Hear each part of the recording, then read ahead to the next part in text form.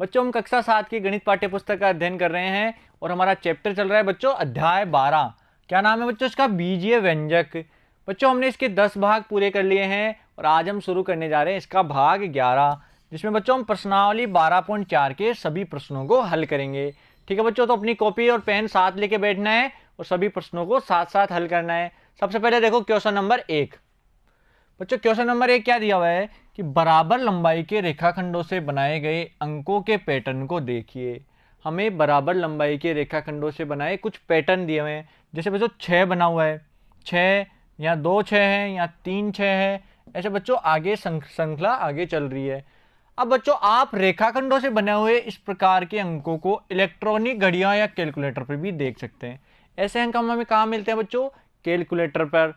और बच्चों आगे क्या दिया हुआ है कि यदि बनाए गए अंकों की संख्या n ली जाए, जैसे बच्चों यहाँ 8 बने हुए हैं, तो बनाए गए अंकों की संख्या अगर n ली जाए तो उसके लिए आवश्यक रेखाखंडों की संख्या n संख्या दर्शाने वाला बीजीय व्यंजक प्रत्येक पैटर्न के दाईं ओर लिखा गया है।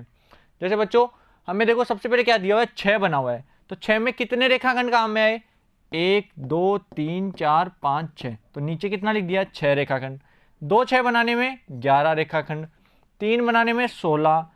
ऐसे बच्चों अगर n से 6 बनाए जाएं, 6 की संख्या कितनी हो जाएगी? n, तो हमें कुल कितने रेखाखंड बनेंगे? 5n + 1। ये भी हमें दिया हुआ है कि n प्रकार की आकृति बनाने पर, ऐसी n आकृतियां बनाने के लिए कितने रेखाखंडों की आवश्यकता है? 5n + 1 रेखाखंडों की। और बच्चों 4 प्रकार की आकृति बनाने के लिए n के लिए 3n + n। और बच्चों 8 बनाना हो तो n बार बनाने के लिए कितनी रेखाखंड की आवश्यकता है? 5n + 2। ये हमें दिया हुआ है। तो बच्चों 6 4 और 8 के प्रकार के 5 10 और 100 अंकों को बनाने के लिए कितने रेखाखंडों की आवश्यकता होगी? कि 6 आकृति है 6, इसके 5 रेखाखंड के लिए, 5 आकृतियों के लिए, 10 आकृतियों के लिए और 100 आकृतियों के लिए कितने रेखाखंडों की आवश्यकता होगी, ये बताना है। तो बच्चों सबसे पहले देखो आकृति 6 का देखते हैं। तो सबसे पहले लिखेंगे 6 की आकृति के लिए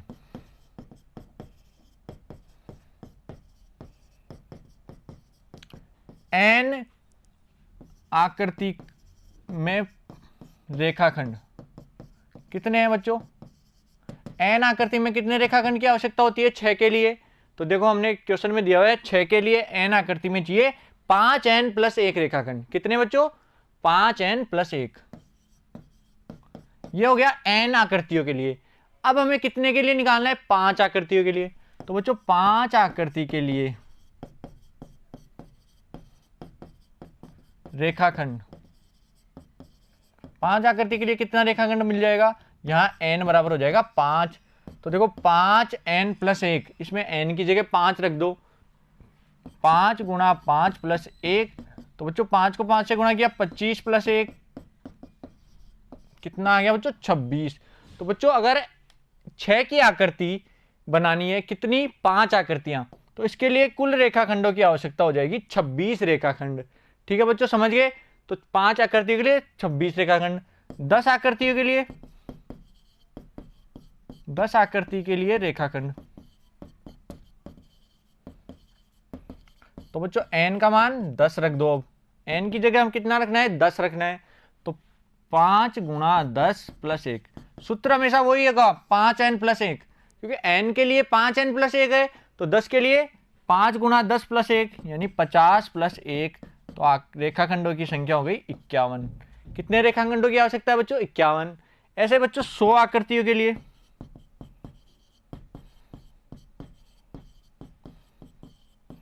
कितने रेखाखंड की आवश्यकता होगी? तो n का मान हो जाएगा 100। तो बच्चों हमारा आंसर आ जाएगा 5 × 100 + 1 यानी 500 + 1, और बच्चों आंसर आ गया 501 रेखाखंड। तो बच्चों अगर 6 की आकृति बनानी है, उसकी n आकृतियों में रेखाखंड 5n + 1 है, तो 5 आकृतियों में 26, 10 आकृतियों में 51 और 100 आकृतियों में 501 रेखाखंडों की आवश्यकता होगी। ठीक है बच्चों, समझ में आ गया सभी के लिए? अब दूसरी आकृति कौन सी है? दूसरी आकृति दी हुई है 4। क्या है बच्चों दूसरी आकृति? 4। और 4 के लिए n आकृतियों के लिए रेखाखंड है 3n + 1। जब आकृति 4 है तो इसके n आकृतियों के लिए रेखाखंड की आवश्यकता होती है 3n+1। तो सबसे पहले देखो इसको लिखेंगे, 4 की आकृति में n आकृतियों के लिए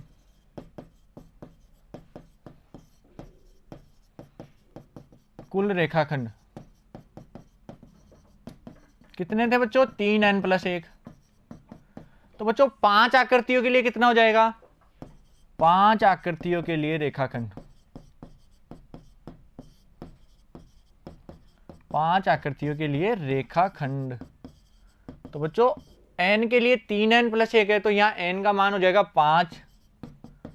तो बच्चों कुल रेखाखंड हो जाएंगे 3 × 5+1, क्योंकि सूत्र है 3n+1, तो 3 × n की जगह 5 रखना है। 3n+1, तो 5 को 3 से गुणा किया तो 15+1, यानी 16 रेखाखंडों की आवश्यकता हो जाएगी। 4 अंक की 5 आकृतियां, जो 4 की आकृति है उसमें 5 आकृतियों के लिए कितने रेखाखंड की आवश्यकता होगी? 16 की। 10 आकृतियों के लिए, 10 आकृतियों के लिए रेखाखंड, तो बच्चों 10 आकृतियों के लिए रेखाखंड हो जाएंगे n बराबर 10। तो हमारा आंसर आ जाएगा 3 × 10+1, तो बच्चों 30+1, और आंसर आ गया 31 रेखाखंडों की आवश्यकता होगी। n का मान रखना है 10, तो 3 × 10+1, तो आंसर आ गया 31 रेखाखंड। ठीक है बच्चों, समझ में आया सभी को? ऐसे ही बच्चों 100 आकृतियों के लिए रेखाखंड कितना हो जाएगा? 100 आकृतियों के लिए रेखाखंड, तो 100 आकृति के लिए हो जाएगा n बराबर 100, और इसका मान रख दो 3 × 100+1, तो बच्चों 300+1, और आंसर आ गया 301 रेखाखंड। कितने रेखाखंडों की आवश्यकता हो जाएगी? 301 रेखाखंडों की। तो बच्चों 4 की आकृति के लिए भी हमने 5, 10 और 100 की आकृति के लिए रेखाखंड की संख्या निकाल ली। अब लास्ट में कौन सी आकृति है? लास्ट में आकृति है बच्चों 8 की आकृति। तो 8 की आकृति के लिए देखो, एक आकृति के लिए 7 चाहिए, n के लिए 5n+2, कितना है बच्चों? 5n+2। तो 8 की आकृति के लिए n रेखाखंडों की आकृति के लिए 5n+2 रेखाखंड चाहिए। तो सबसे पहले इनके लिख लेंगे अपन। 8 की आकृति के लिए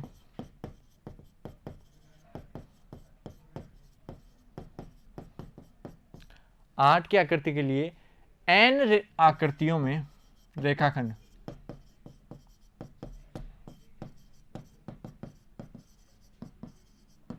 कितने हैं बच्चों n आकृतियों में रेखाखंड? देखो दोबारा देखते हैं, 5n+2, कितने हैं बच्चों? 5n+2, तो यहां लिख देंगे 5n+2।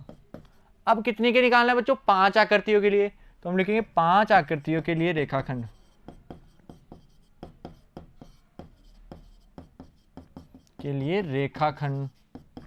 तो बच्चों n का मान कितना हो जाएगा? n का मान हो जाएगा 5, तो 5 × 5+2, इस सूत्र में मान रख दिया। 5 को 5 से गुणा किया तो बच्चों 25+2, तो कितना आ गया? 27 रेखाखंड। कितने रेखाखंडों की आवश्यकता होगी? 27 रेखाखंडों की। 10 आकृतियों के लिए बच्चों, 10 आकृतियों के लिए रेखाखंड, तो अब n का मान रख देंगे 10 के बराबर। तो हमारा सूत्र हो जाएगा 5 × 10+2, तो 50+2, तो आंसर आ गया बच्चों 52 रेखाखंड। कितने रेखाखंड आवश्यकता होगी? 52 की। और बच्चों 100 आकृतियों के लिए, 100 आकृतियों के लिए रेखाखंड, तो बच्चों n का मान रख देंगे 100। तो अब इसको सूत्र में लिखो, 5 × 100+2, तो कितना आ गया बच्चों? 500+2, और आंसर आ जाएगा 502 रेखाखंड। तो बच्चों 100 आकृतियों के लिए कितने रेखाखंड की आवश्यकता होगी? 502 रेखाखंडों की। तो 8 की आकृति की n आकृतियों में हमें दिया हुआ था 5n+2, तो हमने 5 आकृति, 10 आकृति और 100 आकृति के लिए रेखाखंडों की संख्या निकाल ली। ठीक है बच्चों, यही तो पूछा था। क्वेश्चन क्या पूछ रहा है कि 5, 10 और 100 अंकों को बनाने के लिए कितने रेखाखंडों की आवश्यकता होगी? तो हमने तीनों के लिए निकाल दिया। 6 की आकृति के लिए भी निकाला तीनों को, 4 की आकृति के लिए तीनों को निकाल लिया, और 8 की आकृति के लिए भी तीनों के मान निकाल लिए। ठीक है बच्चों, समझ में आ गया सभी को? इसको अपनी कॉपी में उतार लो। शुरू कहाँ से करना है? यहाँ से 6 की आकृति के लिए। ठीक है बच्चों, दिख रहा है सभी को? 6 की आकृति के लिए, फिर उसके बाद 4 की आकृति के लिए, और इसके बाद उतारना है 8 की आकृति के लिए। ठीक है, समझ गए सभी। अब देखो इसका क्वेश्चन नंबर 2, संख्या पैटर्नों की निम्नलिखित सारणी को पूरा करने के लिए दिए हुए बीजीय व्यंजकों का प्रयोग कीजिए। हमें कुछ बीजीय व्यंजक दिए हुए हैं, देखो यहाँ पर दिख रहे हैं सभी बीजीय व्यंजक। इनको उपयोग करते हुए हमें 5वां, 10वां और 100वां पद लिखना है। क्या क्या लिखने हैं बच्चों? 5वां, 10वां और 100वां पद। किसके लिए? इन बीजीय व्यंजकों के लिए। तो पहला पद आ गया, n की जगह 1 रखा, तब n की जगह 2 रखे तो दूसरा पद, 3 रखने पर तीसरा पद, ऐसे बच्चों 5 रखने पर 5वां पद आएगा। तो बच्चों यहाँ देखो n की जगह 5 रखा तो 5 दूनी 10 में से 1 गया तो 9। ठीक है, ऐसे 10वां पद। अब 100वां पद निकालना है, तो इस 1 नंबर का 100वां पद। तो सबसे पहले देखो यहाँ नंबर लिख देंगे। पहला क्या है? पहला है 2n-1, 2n-1। अब कौन सा पद निकालना है बच्चों? इसका 100वां पद। तो यहाँ देख लो 5वां पद, 10वां पद और 100वां पद। n का मान 5, 10 और 100 लिखना है। तो 2n-1 के लिए देखो हमें कुछ चीजें दी हुई है। 5वां पद 9 है, 10वां पद 19 है, तो ये तो 9 आ गया, यहां पर 19 आ गया। और 100वां पद हमें निकालना है, तो n की जगह क्या रख देंगे? 100। तो 2 गुणा 100 - 1, तो कितना आ गया बच्चों? 200 - 1, तो इसका मान आ गया 199। तो बच्चों 100वां पद हो जाएगा 199 के बराबर। तो यहां लिख देंगे 199। अब दूसरा बीजीय व्यंजक क्या दिया हुआ है? दूसरा है 3n+2। इसके लिए निकालो। देखो बच्चों दूसरा क्या दिया हुआ है? 3n+2। इसके लिए देखो 5वां पद क्या हो जाएगा? n की जगह 5 रखना है, तो 3 गुणा 5 + 2, तो 15 + 2 कितना आ गया बच्चों? 17। तो 5वां पद आ जाएगा 17 के बराबर, तो यहां लिख देंगे 17। अब पूछा है 10वां पद, तो 10वां पद निकालो। 10वें पद के लिए 3 गुणा 10 + 2, n बराबर 10 रख दिया, 30 + 2 कितना हो गया? 32। तो 10वां पद आ जाएगा बच्चों 32 के बराबर, तो हम लिख देंगे यहाँ 32। अब पूछा है बच्चों 100वां पद, तो 100वां पद के लिए 3 गुणा 100 + 2, 300 + 2, तो कितना आ गया? 302। देखो बच्चों ध्यान से करना है इनको।